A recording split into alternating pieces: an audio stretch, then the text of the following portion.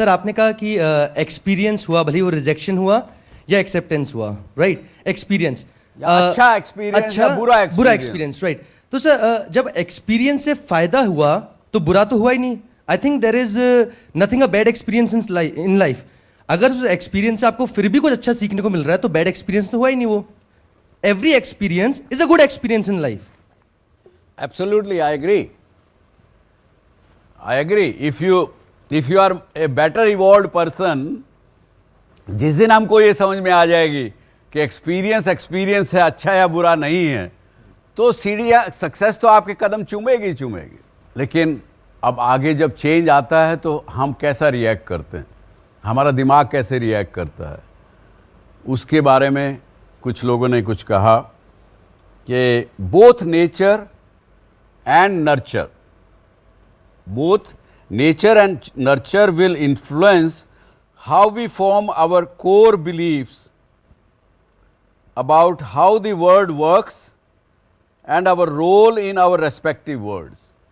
When we experience the world or ourselves in a certain way for an extended period of time, बार बार अगर आपको एक ही बात सुनने को मिलती है, जैसे कि हम देखते हैं कि पानी का जहाँ जगह होती है, पानी गिरता है और उसके पास ऊपर आके महिलाएं और घड़ा रखती, मिट्टी का घड़ा रखती, बार बार वो घड़ा रखा जाता है तो वो जगह चाहे वो पत्थर की बनी हो तो भी उसके अंदर थोड़ा सर्कल बन जाता है, उसके अंदर इम्प्रेशन बन जाता है. इसी तरह से बार बार जब हमको कुछ एक चीज़ विश्वास करने को बताई जाती है तो हम धीरे धीरे हमारा माइंड अडॉप्ट हो जाता है उसकी तरफ और विश्वास करने लगता है. चाहे झूठी बात को, कैसे लोग कहते हैं कि झूठी बात को जितना तेज़ से, जितना ऊंचाई से, जितना ज़ोर से बोलोगे और जितनी बार बार बोलोगे तो संसार शायद मानने लगे कि वो झूठी बात जो है ना, झूठी नहीं है, सच्चाई है. We develop our core belief that make up our paradigm for how life is suppose to be. That is the and the experience we have as children that have a long lasting impact on our minds. मैं अपना experience से फिर share करता हूँ आपके साथ कि जब 65-70 साल की उम्र में 60 साल से ऊपर हो गए ना, तो पिछले 10 दिन की बात है ना, वो शायद भूल जाएं आप, लेकिन बचपन की बात अभी भी याद रहेगी. आपकी एज में भी होता होगा ज़रूर, आपको इसके पीछे की इमीडिएट पास की बात शायद भूल जाएं आप, लेकिन जो बचपन में कुछ बातें इंप्रेशन बने हुए हैं दिमाग में, वो नहीं, अभी भी नहीं बदलेंगे, क्योंकि उस वक्त माइंड डेवलप हो रहा होता है व्हेन वी आर चाइल्ड. क्योंकि human being is the only species और only being in this world जिसके माइंड को डेवलप होने में शास्त्रों में लिखा है लगभग 25 वर्ष लगते हैं. बाकी और कोई स्पीशी नहीं है. बड़े यानी हाथी का बच्चा भी है, उसका 6 महीने में माइंड पूरा डेवलप हो जाता है. हर एक बीइंग का अपना अपना साइकिल है जो कि 6 महीने से लेके 5 साल तक का साइकिल है. एक human being is the only species which takes the mind to develop almost 25 years.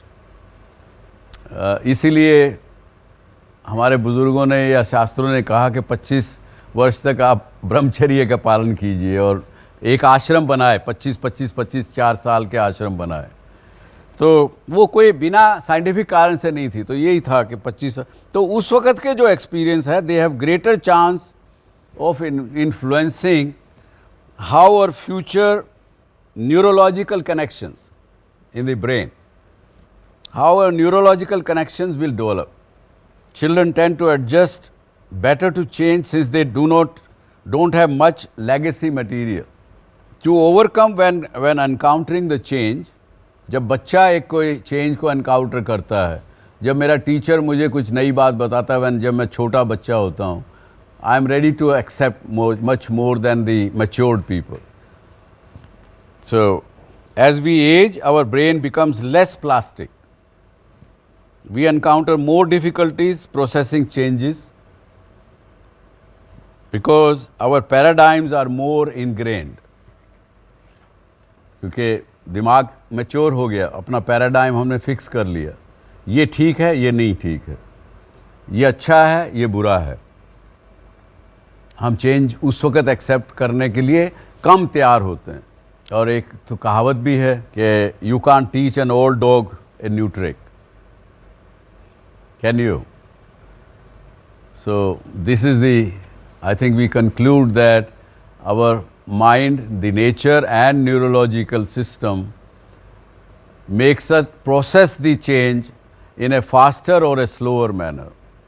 Either we are ready to process it in our brain or we are not ready to process the change. Sir, like we are sitting in a management institute. हाँ. So I wanted to talk something like the technology has brought the change in our life, like the innovation.